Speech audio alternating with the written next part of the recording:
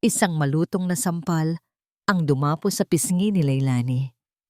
Ramdam niya ang pag-init at pamamanhid nito, kasabay ng biglaang pagtahimik ng buong paligid na sinundan ng mga mahihinang hagikgikan. Ang bawat tawa ay parang karayom na tumutusok sa kanyang puso. Ngunit hindi ang sakit ng sampal o ang kahihiyan mula sa mga taong nakatingin ang pinakamasakit sa lahat. Ang pinakamasakit ay ang nakita niya sa mga mata ng sarili niyang asawa, si Marco. Walang bahid ng pag-aalala, walang galit para sa babaeng nanakit sa kanya. Sa halip, isang maliit na ngisi ang sumilay sa mga labi nito. Isang nganggisi ng tagumpay. Parang gumuho ang mundo ni Leilani sa isang iglap. Kanina lang, habang nasa biyahe, yakap-yakap niya ang isang maliit na kahon. Naglalaman yon ng isang handmade na leather wallet. Pinagpuyatan niya ng ilang gabi para lang maging perpektong regalo para sa kanilang 3 anibersaryo na natapat pa sa araw ng Christmas party ng kumpanyang pinagtatrabahuhan ni Marco, ang Empire Group. 3 taon. 3 taon niyang itinago ang kanyang tunay na pagkatao. 3 taon siyang namuhay bilang isang simpleng may bahay, nagluluto, naglalaba, at sinisigurong maayos ang lahat para kay Marco. Ginawa niya ito dahil sa isang pangarap. Ang mahalin siya ni Marco bilang si Leilani lang, hindi bilang tagapagmana ng pinakamalaking korporasyon sa bansa. Gusto niyang patunayan na mayroong pag-ibig na hindi nasusukat ng pera, ngunit tila nagkamali siya. Pagdating niya pa lang sa engranding lobby ng hotel kung saan ginaganap ang party, hinarang na siya ng gwardiya. "Ma'am, para sa mga empleyado at VIP guests lang po ang event na ito." Sinuri siya nito mula ulo hanggang paa. Suot lang kasi niya ang kanyang paboritong bestida. Simple, puti, at may maliliit na bulaklak. Malayo sa mga babaeng nakikita niyang bumababa mula sa mga mamahaling sasakyan na balot sa kumikinang na mga alahas. "Asawa po ako ni Marco Villanueva," mahinahon niyang sabi. Tinawagan ng gwardiya si Marco sa cellphone. Ilang sandali pa. Lumabas ito, gusot ang noo. Hindi man lang siya nitong nginitian. "Ano bang ginagawa mo dito, Leilani?" Pabulong ngunit may diing tanong ni Marco. "Sinabi ko na sa'yo na huwag ka nang pumunta, di ba? Hindi ka nababagay sa lugar na ito." "Pero Marco, party ng kumpanya mo ito. Gusto ko lang namang makasama ka," sagot niya habang inaabot ang regalo. Hindi iyon pinansin ni Marco. Kinaladkad siya nito papasok sa isang sulok ng ballroom, malayo sa mga mata ng karamihan. Bawat hakbang nila ay ramdam ni Leilani ang tingin ng mga tao. Mga tinging mapanuri na para bang isa siyang pulubing naligaw sa palasyo. At doon, sa sulok na yon, nakita niya ang babaeng nakakapit sa braso ni Marco kanina. Maganda ito, maputi, at ang pula nitong bestida ay sumisigaw ng karangyaan. "Marco, darling, sino yan?" tanong ng babae. "Si Sofia," na may halong pandidiri sa boses. Huminga ng malalim si Marco bago bumaling kay Leilani na may malamig na mga mata. Wala, isa lang siyang kamag-anak sa probinsya na naligaw. Gumuho ang puso ni Leilani. Kamag-anak? Hindi umiyak si Leilani.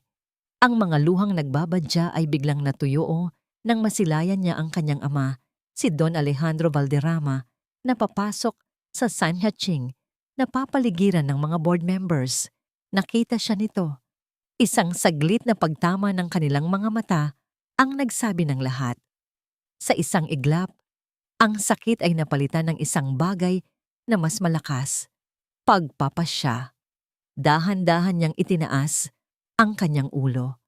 Ang kanyang mga mata, na kanina'y puno ng pakiusap at pag-ibig para kay Marco, ay ngayoy blanko at malamig.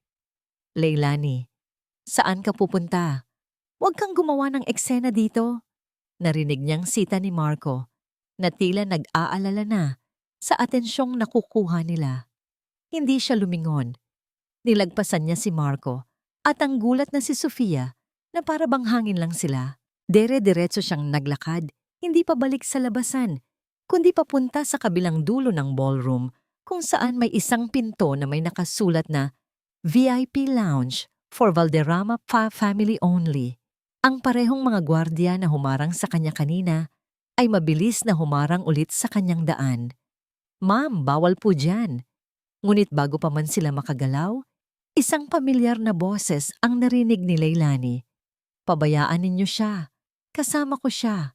Si Mr. Garcia, ang kanang kamay at hepe ng seguridad ng kanyang ama, ay nakatayo na sa tabi niya."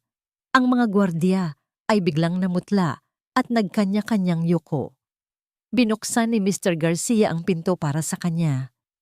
Pumasok si Leilani sa loob ng marangyang silid at doon nakatayo sa tabi ng bintana habang hawak ang isang kopita ng alak ay ang kanyang ama. Nang magsara ang pinto, hindi na napigilan ni Leilani ang isang butil ng luha na pumatak mula sa kanyang mga mata. Hindi ito luha ng kalungkutan, kundi luha ng paglaya. "Nakita mo lahat, Papa," sabi niya. Basag ang boses. Humarap si Don Alejandro. Ang mukha nito ay kalmado, ngunit ang mga mata ay may bahid ng galit. Isang galit na hindi para sa kanya, kundi para sa mga nanakit sa kanya. "Ang mahalagang tanong, anak," sabi ng matanda sa malumanay na boses, "ay kung nakita mo na rin ba ang lahat?" Tumango si Leilani. "Sinubukan ko, Papa. Sinubukan kong hanapin ang isang pag-ibig na totoo, yung hindi nakabase sa pangalan o yaman natin. Pero bigo ako." Lumapit ang kanyang ama at niyakap siya. "Hindi ka nabigo, Leilani. Natuto ka. At minsan, ang mga leksyon ay masakit talaga. Pinayagan kitang gawin ang gusto mo dahil gusto kong ikaw mismo ang makakita sa tunay na kulay ng ahas na pinakasalan mo." Humiwalay siya sa pagkakayakap at pinunasan ang kanyang mga luha. "Tapos na po ang laro. Oras na para itama ang pagkakamali ko." Isang maliit na ngiti ang sumilay sa labi ni Don Alejandro. "Iyan ang anak ko." Pumalakpak ito ng 2 beses. Mula sa isang pinto sa gilid, lumabas ang 2 personal assistant niya. May dalang isang rack ng damit at isang malaking velvet box. "Alam kong darating ang araw na ito," sabi ng kanyang ama. Panahon na para bumalik ang tunay na reyna ng imperyong ito. Tinanggal ni Leilani ang kanyang simpleng bestida. Ang damit na sumisimbolo sa kanyang pangarap na simpleng buhay ay isa na lang ngayong basahan na puno ng alaala ng kasinungalingan. Ipinasuot sa kanya ang isang midnight blue na gown na kumikinang sa bawat galaw. Binuksan ang velvet box at tumambad ang isang kwintas na puno ng diamante na perpektong bumagay sa hikaw na isinuot sa kanya. Ang kanyang buhok ay inayos at ang kanyang mukha ay nilagyan ng magaang pampaganda na nagpalitaw sa kanyang tapang. Humarap siya sa salamin. Ang babaeng nakita niya ay hindi na ang simpleng asawa ni Marco na nagmamakaawa. Ito ay si Leilani Alcantara Valderrama. "Handa ka na?" Tanong ng kanyang ama, na ngayon ay nakatayo na sa tabi ng pinto na direktang papunta sa entablado ng ballroom. Tumango siya, puno ng determinasyon. "Opo, Papa." Kinuha ni Don Alejandro ang mikropono mula sa isang staff. Huminga siya ng malalim at nagsimulang magsalita. Ang kanyang boses, na puno ng awtoridad, ay umalingaw-ngaw sa buong ballroom at nagpatigil sa lahat ng kasiyahan. "Magandang gabi sa inyong lahat. Salamat sa pagdalo. Ngayong gabi, mayroon akong isang napakahalagang anunsyo." Panimula niya na nakuha ang atensyon ng lahat, kasama na nina Marco at Sofia. "Sa loob ng maraming taon, ako ang namuno sa Empire Group. Ngunit dumating na ang panahon para ipasa ang corona. Ngayong gabi, nais kong ipakilala sa inyo ang nag-iisa kong anak, ang tagapagmana ng lahat ng ito, ang bagong CEO ng Empire Group." Sa backstage, tumingin si Leilani sa kanyang ama at tumango ito sa kanya. Handa na siya. Ito na ang simula ng kanyang pagbabalik. "Nakita mo ba ang mukha niya, darling? Parang iiyak na ewan." Halos mabulunan sa kakatawa si Sofia habang itinaas ang kanyang kopita ng champagne. Good riddance to that poor basura. Ngumisi si Marco at itinagay din ang kanyang baso. Sinabi ko naman sa'yo, di ba? Isang malaking sagabal lang siya sa mga pangarap ko, sa mga pangarap natin. Nasa gitna sila ng karamihan, nagpapakasaya. Matapos ang eksena kanina, lalong tumaas ang tingin kay Marco ng mga kasamahan niya. Sa isip nila, isa siyang taong kayang isantabi ang lahat para sa kanyang karera. At para kay Marco, iyon ay isang papuri. Hinawakan ni Sofia ang kanyang kamay. Sa tingin mo, darling, mapapansin na kaya ako ni Don Alejandro ngayon, narinig ko, mag-anunsyo raw siya ng bagong vice president mamaya. Hindi lang ikaw ang mapapansin, bulong ni Marco, puno ng pagtitiwala sa sarili. Tayo, with my performance and your connections, tayo ang susunod na mamumuno sa lugar na to. Naniwala si Marco na si Sofia ay pamangkin ng isa sa mga board members. Yun ang sabi nito sa kanya.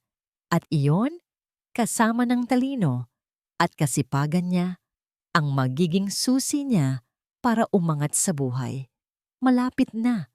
Ramdam na niya ang tagumpay. Biglang humina ang tugtog. Lahat ng ilaw ay nagtungo sa entablado kung saan nakatayo na si Don Alejandro Valderrama, ang CEO at founding chairman ng Empire Group, ang pinakamakapangyarihang tao sa silid. Mayroon akong napakahalagang anunsyo, umpisa ng matanda. Napangiti si Marco. Ito na yon. Sa loob ng maraming taon, ako ang namuno sa Empire Group. Ngunit dumating na ang panahon para ipasa ang korona. Nagsimulang bumilis ang tibok ng puso ni Marco. Halos hindi siya makahinga sa pananabik. Ngayong gabi, nais kong ipakilala sa inyo ang nag-iisa kong anak. Ang tagapagmana ng lahat ng ito, ang bagong CEO ng Empire Group. Napakunot ang noo ni Marco. Anak? Ang alam ng lahat, biyudo si Don Alejandro at walang anak. Baka isang ampon o isang sikretong tagapagmana na ngayon lang ilalantad. Tumingin siya kay Sofia na nagkibit-balikat lang. Isang spotlight ang gumalaw mula sa entablado at nagsimulang maglakbay sa buong ballroom. Huminto ito sa pinto ng VIP lounge. Bumukas ang pinto at isang anino ng babae ang lumabas. Unang napansin ni Marco ang damit. Isang gown na kasing dilim ng gabi. Ngunit kumikinang na para bang libo-libong bituin ang nakaborda dito. Sunod niyang nakita ang kwintas sa leeg nito. Bawat diamante ay sumisigaw ng yaman na hindi niya kayang kitain kahit sa 10 buhay pa. Wow! Sino kaya yan? Bulong ni Sofia, puno ng inggit. Habang papalapit ang babae sa entablado, dahan-dahang naaaninag ng ilaw ang kanyang mukha. At sa sandaling iyon, nabitawan ni Marco ang hawak niyang kopita. Bumagsak ito sa sahig at nabasag, kasabay ng pagbasag ng lahat ng pangarap at kasinungalingan na binuo niya. Ang hangin ay tila ninakaw mula sa kanyang mga baga. Ang ingay ng paligid ay biglang nawala. Ang tanging naririnig niya ay ang malakas na pagkabog ng sarili niyang dibdib. Hindi maaari. Ang babaeng tumatapak sa entablado na may tindig ng isang reyna. Ang babaeng tinitingala ngayon ng lahat ng pinakamayayamang tao sa bansa. Ang babaeng tagapagmana ng lahat ng kanyang inaasam ay si Leilani, ang kanyang asawa. Ang babaeng ilang minuto lang ang nakalipas ay tinawag niyang kamag-anak sa probinsya at pinalayas na parang aso. Nakatayo ito ngayon sa gitna ng entablado sa tabi ni Don Alejandro. Ang simpleng Leilani na kilala niya ay wala na. Ang kaharap niya ngayon ay isang estranghera, maganda, makapangyarihan, at ang mga mata nito, naghahanap ang mga mata nito sa karamihan.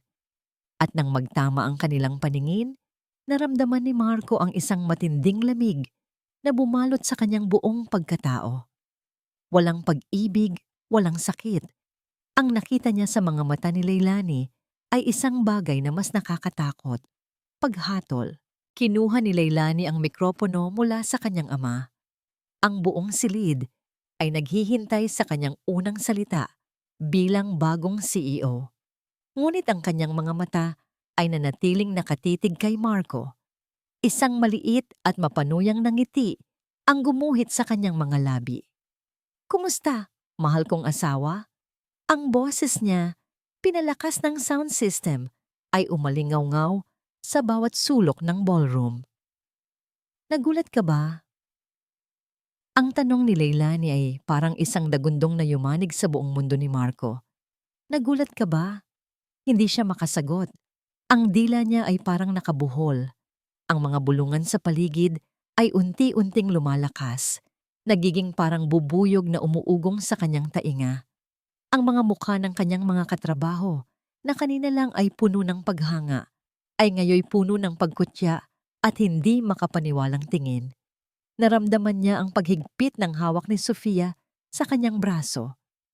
"Marco, anong asawa ang sinasabi niya? Sabihin mong hindi totoo yan." Ngunit bago pa man makabuo ng kasinungalingan si Marco, muling nagsalita si Leilani mula sa entablado. Ang boses niya ay kalmado, ngunit bawat salita ay matalim na parang patalim. Oo nga pala. Hayaan ninyong ipakilala ko rin ang babaeng kasama ng asawa ko." Itinuon ni Leilani ang kanyang tingin kay Sofia. Si Bida Sofia Reyes. Biglang nagkaroon ng pag-asa si Sofia na, "Oo, ako nga, at hindi ko alam kung sino ka para guluhin ang gabing ito." Matapang niyang sabi, sa pag-aakalang may kakampi siya. Isang malamig na ngiti ang sumilay sa labi ni Leilani. "Sofia Reyes, anak ni Mang Tonyo, ang dati naming driver sa mansyon. Ang driver na tinanggal ko sa trabaho 2 taon na ang nakalipas dahil sa pagnanakaw." Isang kolektibong pagsinghap ang narinig sa buong ballroom. Namutla si Sofia na parang isang papel. "Sinungaling! Hindi totoo yan!" Hindi na kailangang sumagot ni Leilani. Isinenyas niya lang si Mr. Garcia. 2 unipormadong gwardiya ang mabilis na lumapit kay Sofia. "Ano to? Bitawan niyo ako. Marco, tulungan mo ako." Nagpupumiglas na sigaw ni Sofia habang kinakaladkad palayo. Tumingin siya kay Marco na may galit sa mga mata. "Niloko mo ako, Marco. Sabi mo iiwanan mo na ang asawa mong mahirap. Pareho lang pala tayong naglolokohan." Walang nagawa si Marco. Pinanood niya lang ang babaeng pinangakuan niya ng mundo na ilabas na parang isang basahan. Ngayon, lahat ng mata ay nasa kanya na lang. Naramdaman niya ang panginginig ng kanyang mga tuhod. Para bang may sariling isip ang kanyang mga binti. Nagsimula siyang maglakad papunta sa entablado. Hindi niya alam kung ano ang gagawin. Ang tanging alam niya ay kailangan niyang makausap si Leilani. Kailangan niyang ayusin ito. Nang makarating siya sa paanan ng entablado, hindi na kinaya ng kanyang mga tuhod ang bigat ng kanyang kahihiyan. Bumagsak siya. Lumuhod siya sa harap ni Leilani, sa harap ng daan-daang tao. "Mahal, Leilani please," sabi niya habang nagsisimulang mamasa ang kanyang mga mata. "Patawarin mo ako. Isang malaking pagkakamali ang lahat. Lasing lang ako. Hindi ko sinasadya." Lumuha siya. Totoong luha ng pagsisisi o ng takot. Hindi na niya alam. Ang alam niya lang, ang babaeng nasa harapan niya ang may hawak ng kanyang kinabukasan. Tinitigan lang siya ni Leilani mula sa itaas. Walang emosyon ang muka. Para siyang Diyos ang humahatol sa isang mortal. Hindi siya sumagot kay Marco. Sa halip, bumaling siya kay Mr. Garcia. "Mr. Garcia, naibigay mo na ba sa abogado ang mga dokumentong pinapirma ko kaninang umaga?" "Opo, Ma'am Leilani. Nasa akin na po ang kopya." May iniabot si Mr. Garcia kay Leilani na isang brown envelope. Kinuha ito ni Leilani, binuksan, at kinuha ang mga papel sa loob. Dahan-dahan siyang yumuko, hindi para tulungan si Marco na tumayo, kundi para maging magka-level ang kanilang mga mata. "Alam mo Marco, hindi ako tanga," bulong niya. "Sapat lang para marinig nilang dalawa. Matagal ko nang alam.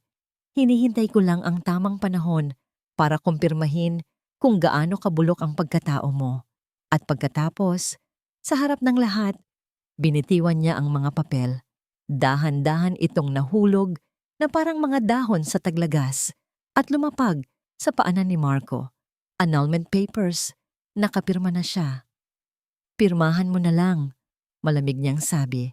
Ngunit nang makita ni Marco ang mga salita sa papel, isang bagay sa loob niya ang biglang nag-iba. Ang takot ay napalitan ng desperasyon. Ang desperasyon ay naging galit. Tumayo siya. Pinunasan niya ang kanyang mga luha. Hindi! Sigaw niya na ikinagulat ng lahat. Kasal pa rin tayo, Leilani. Tumingin siya sa mga mata ni Leilani, hindi na may pagsusumamo, kundi may pagbabanta.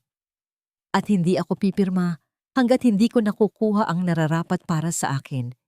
Sa ilalim ng batas, pag-aari ko ang kalahati ng lahat ng yaman mo. Ang tagumpay sa gabing iyon ay hindi katapusan, kundi simula lamang ng isang mas malaking digmaan. Lumipas ang ilang araw matapos ang Christmas party.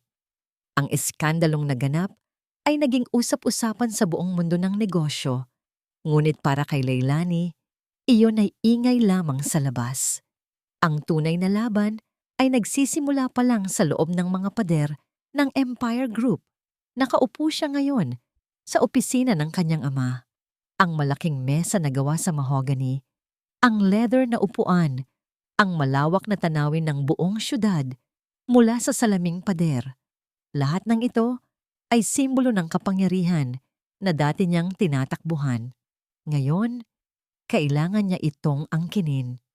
Sigurado siyang mananalo, Ma'am Leilani. Sabi ni Attorney Romero, ang matagal ng abogado ng kanilang pamilya na nakaupo sa kanyang harapan. Under the law, habang kasal pa kayo at walang prenuptial agreement, Marco has a claim to half of all assets acquired during the marriage. Hindi natinag si Leilani kahit pa napatunayan ang kanyang pangangaliwa. Umiling ang abogado. It will help our case for annulment, but it will not automatically disqualify him from his share of the conjugal properties. Masalimuot ang batas. Kung gusto niya ng laban Atty. Romero, malamig na tugon ni Leilani, ibibigay natin sa kanya. Sa mga sumunod na araw, ibinuhos ni Leilani ang kanyang buong oras sa pag-aaral sa kumpanya. Binalikan niya ang lahat ng kanyang natutunan sa business school sa ibang bansa. Sinuri niya ang bawat dokumento, bawat financial report, bawat kontrata. Hindi siya nagpapahinga. Habang sinusuri niya ang mga ulat mula sa departamento ni Marco, isang partikular na proyekto ang nakaagaw ng kanyang pansin. Isang construction project na tila masyadong malaki ang gastos kumpara sa inaasahan. May kung anong kumutob sa kanyang dibdib. Ipinatawag niya ang pinuno ng accounting department, isang matandang babae na matagal nang tapat sa kanyang ama. Mrs. Santos, maaari mo bang ipaliwanag sa akin ang mga miscellaneous expenses na ito sa proyektong hawak ni Mr. Villanueva? Tanong na niya, habang itinuturo ang isang listahan na may kahina-hinalang malalaking halaga. Nag-atubili sa simula si Mrs. Santos. Ma'am, iyan po ay approved lahat ni Sir Marco. Tinitigan siya ni Leilani, hindi galit, kundi may pag-unawa. Mrs. Santos, ang katapatan ninyo ay sa kumpanya, hindi sa isang empleyado lamang. Sabihin ninyo sa akin ang totoo. Huminga ng malalim ang matanda at sa wakas ay nagsalita. Ma'am, matagal ko na pong napapansin. Ang mga suppliers na kinukuha niya ay mga kumpanyang kaduda-duda. Palagay ko po, may itinatayo siyang shell company kung saan niya ipinapadaan ang pondo ng kumpanya. Iyon na ang kailangan ni Leilani. Isang butas, isang siwang sa pader na binuo ni Marco. Salamat, Mrs. Santos. Hayaan ninyo na akong bahala dito. Nang gabing iyon, nag-overtime si Leilani kasama ang isang team ng mga pinagkakatiwalaan niyang auditors. Inisa-isa nila ang bawat resibo, bawat transaksyon. At tulad ng sinabi ni Mrs. Santos, natuklasan nila ang isang pattern, isang sistematikong pagnanakaw sa kaban ng bayan na nagkakahalaga ng milyon-milyong piso. Hawak na niya ang ebidensya, ang alas na wawasak sa lahat ng pagbabanta ni Marco. Ito ay hindi na lang tungkol sa pangangaliwa. Ito ay isang seryosong krimen. Agad niyang tinawagan si Attorney Romero. Attorney, kailangan nating magkita. Ngayon na. Hawak ko na ang lahat ng kailangan natin. Sige Leilani, mag-iingat ka sa daan, sabi ng abogado. Isinilid ni Leilani ang mga mahahalagang dokumento sa isang briefcase. Gabi na at umuulan ng malakas. Siya na lang at ang kanyang driver ang nasa sasakyan. Habang binabagtas nila ang madulas na kalsada, hindi mapigilan ni Leilani na isipin ang lahat. Malapit nang matapos ang gulo. Sa pamamagitan ng mga papel na ito, tuluyan na niyang aalisin si Marco sa kanyang buhay at sa kanyang kumpanya. Magkakaroon na siya ng kapayapaan. Sir, medyo bilisan po natin, sabi niya sa driver. Tumango ang driver at mas diniinan ang silinyador. Ngunit habang papalapit sila sa isang kurbada, biglang napasigaw ang driver. Ma'am, ayaw gumana ng preno. Nagpanik ang driver at sinubukan niyang kabigin ang manibela. Pero huli na ang lahat. Umiikot ang sasakyan. Ang tunog ng humahagibis na gulong sa basang kalsada at ang nakakabinging busina ng isang paparating na truck ang huling narinig ni Leilani bago nilamon ng kadiliman ang lahat. Napamulat si Leilani sa isang pamilyar na tunog. Ang mahina at ritmikong pag-beep ng isang heart monitor. Ang amoy ng antiseptic ay nangingibabaw sa hangin. Ang unang nakita niya ay isang puting kisame na tila umiikot. Sinubukan niyang bumangon, ngunit isang matinding sakit ang kumalat sa kanyang ulo at kaliwang braso na ngayon ay nakasemento. Ang kanyang bibig ay tuyong-tuyo. Huwag ka munang gumalaw anak, ang boses ng kanyang ama. Dahan-dahan niyang inilingon ang kanyang ulo at nakita ito nakaupo sa tabi ng kanyang kama. Ang mukha nito ay puno ng pag-aalala, ngunit may bakas din ng galit. Sa likuran nito, nakita niya si Mr. Garcia at Attorney Romero. Papa, hirap niyang sabi. Ang mga dokumento? Lumapit ang kanyang ama at hinawakan ang kanyang kamay. Ligtas ang mga yon, Leilani. At ligtas ka na. Ngunit ang tono nito ay nagpapahiwatig na may iba pang masamang balita. Ang driver mo, Leilani, nagsimulang magsalita si Mr. Garcia. Kasalukuyan siyang iniimbestigahan na kumpirma na may nagputol ng preno ng sasakyan mo. Biglang bumalik sa isip ni Leilani ang mga huling sandali bago ang aksidente. Ang pagkabigo ng preno, ang takot sa mga mata ng driver, ang papalapit na truck. Hindi ito aksidente. May gustong pumatay sa kanya. Sino ang gagawa nito, Papa? Tanong niya. Kahit na ang puso niya ay mayroon ng hinala. Nagkatinginan ang kanyang ama at si Attorney Romero. Hindi na kailangan pa ng salita. Alam na ni Leilani. Marco, ang galit na naramdaman niya ay naghalo sa sakit ng kanyang mga sugat. Hindi na ito tungkol sa pera o reputasyon. Ito ay tungkol sa buhay. Gusto siyang patayin ni Marco. Hindi ko ito palalampasin, Papa. Sabi niya, may diin sa bawat salita. Huminga ng malalim ang kanyang ama. Anak, ang ebidensyang hawak natin laban sa kanya para sa pagnanakaw ay matibay. Pero ang kaso sa pagtatangkang pagpatay, mahirap patunayan kung walang direktang koneksyon. Hindi nagsalita si Leilani. Nakatingin lang siya sa kanyang braso na balot ng benda. Pagkatapos ay napatingin siya sa kisame. Isang ideya ang biglang nabuo sa kanyang isip. Isang mapanganib na plano, ngunit ito ang tanging paraan para mahuli si Marco. Paano kung, sabi niya, dahan-dahan, paano kung isipin niya na nawalan ako ng alaala? Nagulat ang kanyang ama, si Attorney Romero at si Mr. Garcia. Leilani, anong ibig mong sabihin? Tanong ng kanyang ama. Papaniniwalain natin silang nagkaroon ako ng amnesia na hindi ko na maalala ang mga nangyari bago ang aksidente, lalo na ang tungkol sa mga dokumentong hawak ko. Pero Leilani, delikado yan. Sabi ni Attorney Romero, hindi na. Sa ganitong paraan, maglalakas loob si Marco na lumapit sa akin. Magpapakita siya ng pag-aalala. At sa puntong yon, Papa, ilalabas niya ang kanyang tunay na kulay. Magagawa niya ang lahat para makuha ang gusto niya at doon natin siya mahuhuli. Naging seryoso ang mukha ng kanyang ama. Alam niyang delikado ang gusto ng kanyang anak, ngunit nakita rin niya ang lohika sa plano ni Leilani. Kung gusto nilang mahuli si Marco sa pagtatangkang pagpatay, kailangan nilang bigyan ito ng pagkakataon na gawin muli ang kanyang masamang balak. Sigurado ka ba, anak? Tumango si Leilani. Ang kanyang mga mata ay puno ng determinasyon. Ang sakit sa kanyang katawan ay naging gasolina para sa kanyang bagong desisyon. Oo, Papa. Ito ang tanging paraan para siguraduhin na hindi na siya makapanakit pa ng iba. At hindi nagtagal, kumalat sa buong hospital ang balita.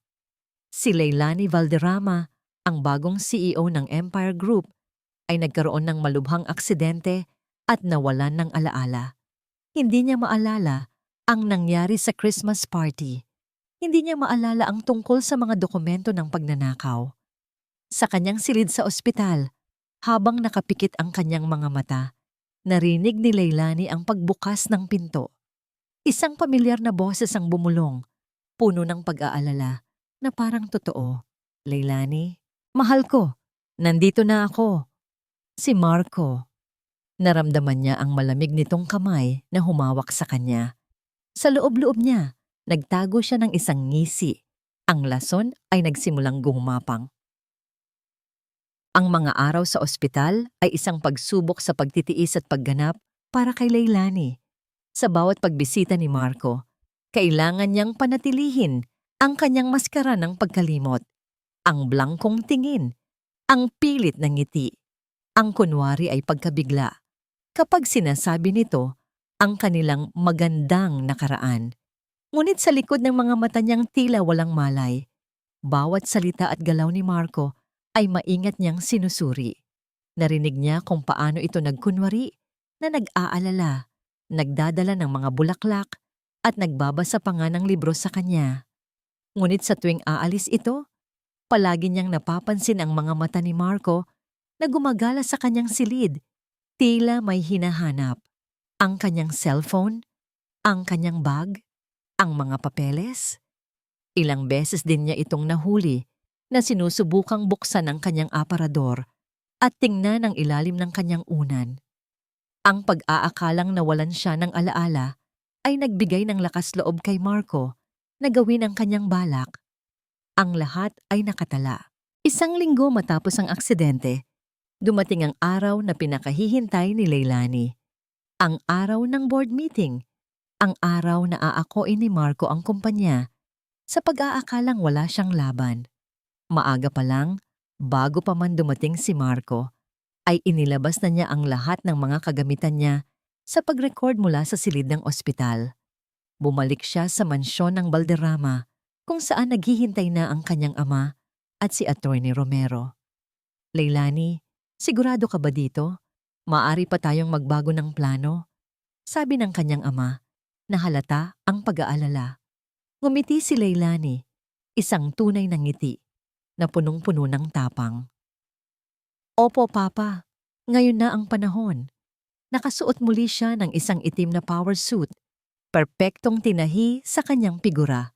Ang kanyang buhok ay nakapusod at ang kanyang pampaganda ay simple ngunit nagpapakita ng kanyang awtoridad.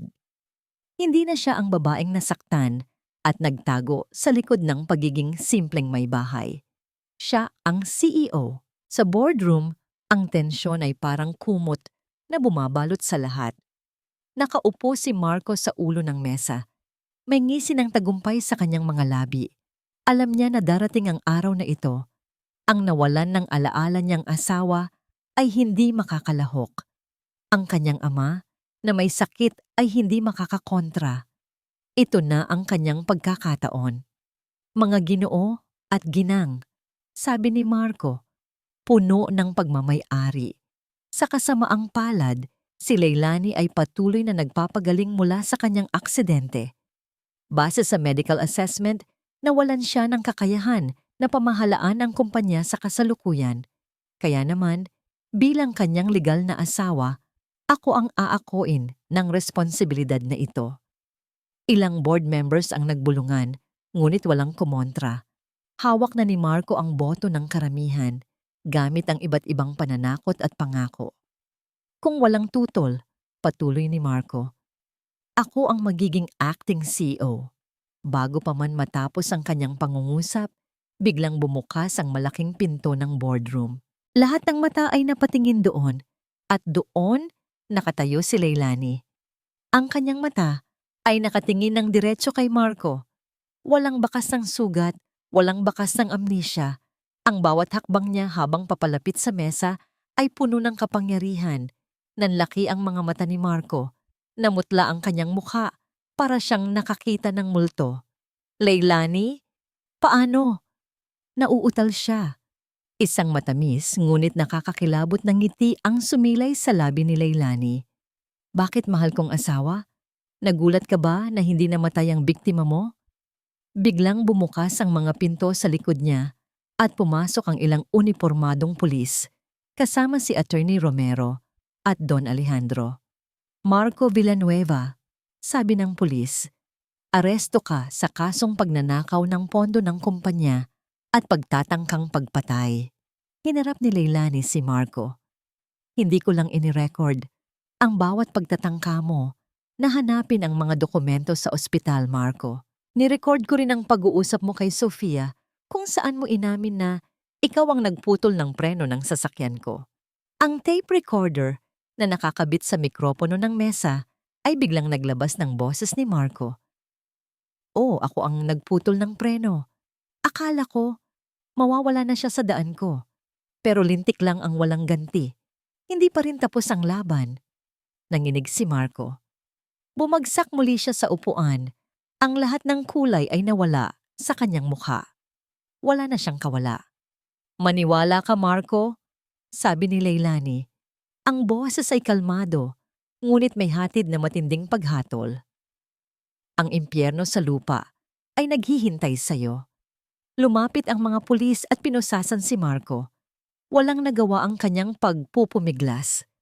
Habang kinakaladkad siya palabas, ang kanyang mga mata ay nanatiling nakatitig kay Leilani, puno ng galit at pagkabigo. Ngunit sa mga mata ni Leilani, wala na siyang nakita, kundi isang tapos na kabanata. Ang kasunod na pumasok ay si Sofia na may posas din at kasama ang isang gwardiya. Walang tigil ang pag-iyak niya habang inilalabas. Nagkatinginan sila ni Marco, dalawang kriminal na nagtangkang magpanggap na Diyos. Lumipas ang mga buwan. Ang kaso ni Marco Villanueva ay mabilis na humantong sa paghatol. Hindi lang ang kasong pagnanakaw ng pondo ng kumpanya at pagtatangkang pagpatay ang bumalot sa kanya, kundi pati na rin ang iba pang kasong katiwalian na natuklasan sa proseso ng investigasyon. Si Sofia Reyes, ang kanyang kasabwat, ay nahaharap din sa kaukulang parusa. Para kay Leilani, ang kabanatang yon ng kanyang buhay ay sarado na. Ngayon, ang kanyang buong atensyon ay nasa Empire Group at sa kanyang sariling pagbabago. Nakaupo siya ngayon sa rooftop garden ng Empire Tower na tinatanaw ang gumagaling na syudad sa ilalim. Ang sariwang hangin at ang huni ng mga ibon ay nagbibigay ng kakaibang kapayapaan na matagal na niyang hindi naramdaman. Ang sikat ng araw ay humahalik sa kanyang balat na tila nagbibigay ng bagong pag-asa. Kakatapos lang niya lagdaan ang huling papeles para sa kanyang annulment, opisyal na siyang malaya. Walang bahid ng lungkot. Sa halip, isang malalim na paghinga ng ginhawa. Ang bawat hamon sa kumpanya ay kanyang hinarap ng may buong tapang at katalinuhan. Ang mga empleyado ay unti-unting nakita ang kanyang kakayahan at ang kanyang liderato ay kinilala. Hindi na siya ang babaeng sumusuko sa anumang bagay. Siya ay isang babaeng matatag. Leilani, lumingon siya. Nakatayo sa kanyang likod si Attorney Romero, may dalang kape. Sa loob ng ilang buwan, Naging malapit silang magkaibigan. Ang abogado ay naging tapat na taga-suporta at kasama niya sa lahat ng pagsubok. "Salamat, attorney," sabi niya habang tinatanggap ang tasa. Umupo ito sa tabi niya. "Napakatahimik mo ngayon. Malalim ba ang iniisip mo?" Ngumiti si Leilani. "Iniisip ko lang kung gaano kabilis magbago ang lahat. Mula sa pagiging simpleng may bahay hanggang sa pagiging ito." "At ano ang ito, Leilani?" Tumingin siya sa malawak na kalangitan. Isang babaeng natutong pahalagahan ang sarili niya, higit sa anumang pagmamahal na maibibigay ng iba. Natutong manindigan para sa kung ano ang tama. Sa mga huling buwan, itinayo ni Leilani ang isang pundasyon na tinawag niyang Liwanag ng Pag-asa. Ang layunin nito ay tulungan ang mga kababaihang biktima ng pang-aabuso, panloloko at kawalan ng pag-asa, tulad ng halos nangyari sa kanya. Nais niyang gamitin ang kanyang yaman at kapangyarihan para maging boses ng mga walang boses. Kung iisipin, dagdag niya, kung hindi nangyari ang lahat ng iyon, hindi ko siguro matutuklasan ang tunay kong lakas. Kung gayon, ang sakit ay minsan ay isang pagpapala, hindi ba? Sabi ni Attorney Romero na may malalim na tingin sa kanya. Sa wakas, malaya ka na mula sa lahat ng nagpabigat sa'yo. Malaya, pag-ulit ni Leilani. At sa unang pagkakataon, sa mahabang panahon, naramdaman niya talaga ang salitang yon. Tumingin siya sa kanyang mga kamay. Wala nang singsing, walang bakas ng nakaraan. "May isa pa akong sorpresa para sa'yo, Leilani," sabi ni Attorney Romero na may isang kakaibang nangiti. "Tandaan mo ang driver mo, si Mang Tonyo?" Napakunot ang noo ni Leilani. Si Mang Tonyo, ang ama ni Sofia, ang dati nilang driver na tinanggal sa trabaho. Nalaman kong pinilit lang pala siyang magsinungaling noon ni Marco para mapagtakpan ang ginagawa niya. Paliwanag ng abogado. Kaya naman, pinabalik ko siya sa kumpanya bilang Chief of Security. Matapat siyang tao, Leilani. Minsan, may mga tao talagang nagkakamali dahil sa takot. Isang mainit na pakiramdam ang kumalat sa dibdib ni Leilani. Ang pagpapatawad ay isang mahirap na proseso, ngunit para sa mga taong pinilit lang, meron itong lugar. "Salamat, attorney," sabi niya, at isang taos-pusong nangiti ang sumilay sa kanyang mga labi. "Salamat sa lahat." Naramdaman ni Leilani na nakahinga siya ng maluwag. Ang kanyang puso ay magaan. Ang tunay na pag-ibig, tulad ng kanyang natutunan, ay hindi kailangang patunayan sa pamamagitan ng pagtatago o pagpapanggap. Ito ay matatagpuan sa pagpapahalaga sa sarili, sa lakas ng loob na manindigan, at sa kapangyarihan ng pagpapatawad. Tumingin siya sa kalangitan, kung saan nagsisimula na ng sumilay ang mga bituin. Ang kanyang kinabukasan ay maliwanag, at alam niya na anuman ang dumating, handa na siyang harapin ito ng buong tapang. Ang kanyang puso ay bukas. Ngunit ngayon, mas matalino na ito. Hindi na siya naghahanap ng pag-ibig sa iba. Ang pag-ibig na kailangan niya ay natagpuan na niya sa sarili.